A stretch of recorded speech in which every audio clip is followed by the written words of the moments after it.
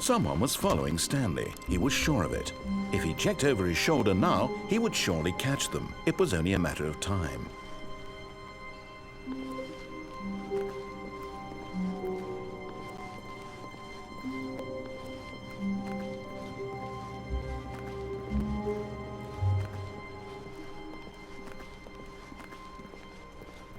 When Stanley came to a set of 2 open doors, he entered the door on his left.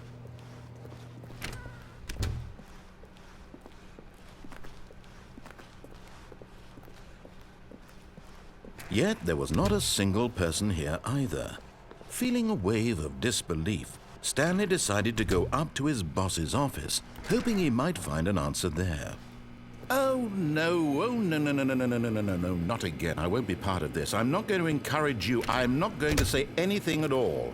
I'm just going to be patient and wait for you to finish whatever it is you enjoy doing so much in this room. Please take your time.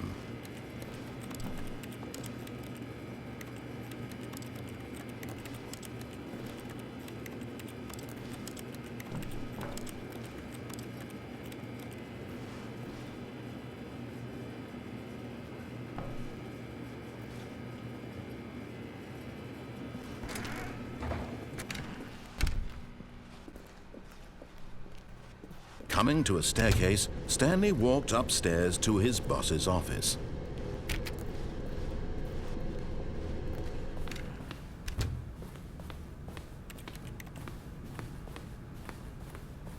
Stepping into his manager's office, Stanley was once again stunned to discover not an indication of any human life. What could it mean? Stanley wondered aloud to nobody. He began wildly tearing through papers on the boss's desk, pulling books off the shelf, looking behind paintings, desperate for clues to his situation. But his attention was caught by a keypad behind the boss's desk. What could its purpose be? In fact, this keypad guarded the terrible secret that lay buried below his feet. Stanley was in such a rush to get through the story as quickly as possible, he didn't even have a single minute to just let the narrator talk. That kind of anxiety isn't healthy, so he relaxed for a few moments with some calming New Age music.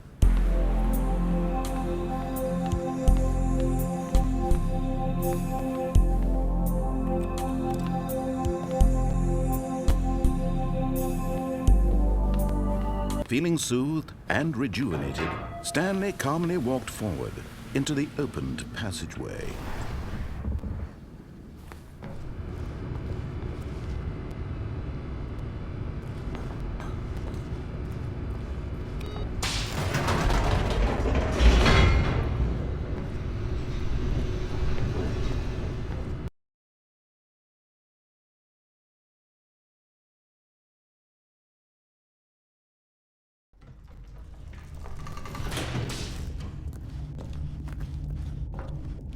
Stanley walked straight ahead through the large door that read Mind Control Facility.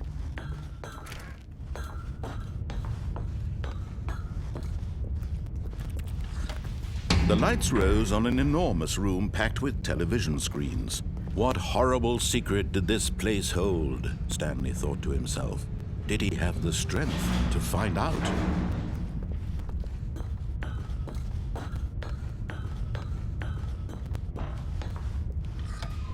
Now the monitors jumped to life, their true nature revealed. Each bore the number of an employee in the building, Stanley's co-workers.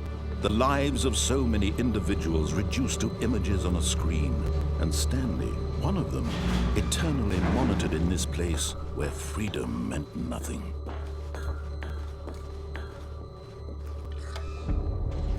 This mind control facility, it was too horrible to believe. It couldn't be true. Had Stanley really been under someone's control all this time? Was this the only reason he was happy with his boring job? That his emotions had been manipulated to accept it blindly? No, he refused to believe it. He couldn't accept it. His own life in someone else's control? Never! It was unthinkable. Wasn't it? Was it even possible?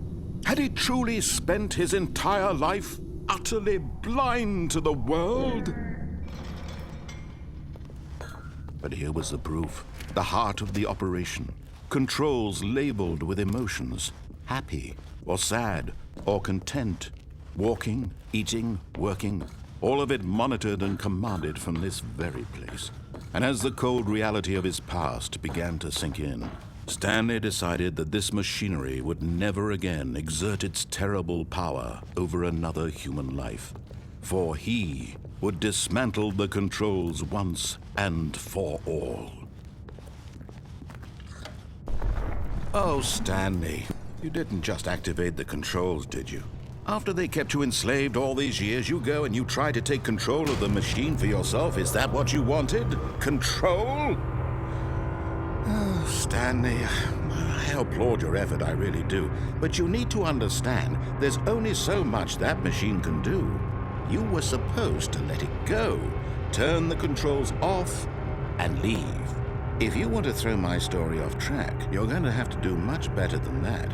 I'm afraid you don't have nearly the power you think you do. For example, and I believe you'll find this pertinent, Stanley suddenly realized he had just initiated the network's emergency detonation system. In the event that this machine is activated without proper DNA identification, nuclear detonators are set to explode, eliminating the entire complex. How long until detonation then? Let's say 2 minutes. Now this is making things a little more fun, isn't it, Stanley? It's your time to shine. You are the star. It's your story now. Shape it to your heart's desires. Oh, this is much better than what I had in mind. What a shame we have so little time left to enjoy it. Mere moments until the bomb goes off. But what precious moments each one of them is. More time to talk about you, about me, where we're going, what all this means. I barely know where to start. What's that? You'd like to know where your co-workers are? A moment of solace before you're obliterated? All right, I'm in a good mood. You're gonna die anyway. I'll tell you exactly what happened to them. I erased them. I turned off the machine. I set you free. Of course, that was merely in this instance of the story. Sometimes when I tell it, I simply let you sit there in your office forever, pushing buttons endlessly and then dying alone. Other times, I let the office sink into the ground, swallowing everyone inside, or I let it burn to a crisp. I have to say this, though, this version of events has been rather amusing. Watching you try to make sense of everything and take back the control wrested away from you, it's quite rich. I almost hate to see it go. But I'm sure whatever I come up with on the next go-around will be even better. My goodness, only 34 seconds left. But I'm enjoying this so much. You know what? To hell with it. I'm going to put some extra time on the clock. Why not? These are precious additional seconds, Stanley. Time doesn't grow on trees. Oh dear me, what's the matter, Stanley? Is it that you have no idea where you're going or what you're supposed to be doing right now? Or did you just assume when you saw that timer that something in this room was capable of turning it off? I mean, look at you. Running from button to button, screen to screen, clicking on every little thing in this room. These numbered buttons, no, these colored ones, or maybe this big red button, or this door. Everything, anything, something here will save me. Why would you think that, Stanley? That this video game can be beaten? Won? Solved? Do you have any idea what your purpose in this place is? Stanley, you're in for quite a disappointment. But here's a spoiler for you. That timer isn't a catalyst to keep the action moving along. It's just seconds ticking away to your death. You're only still playing instead of watching a cutscene because I want to watch you for every moment that you're powerless. To see you made humble. This is not a challenge. It's a tragedy. You wanted to control this world, that's fine. But I'm going to destroy it first, so you can't.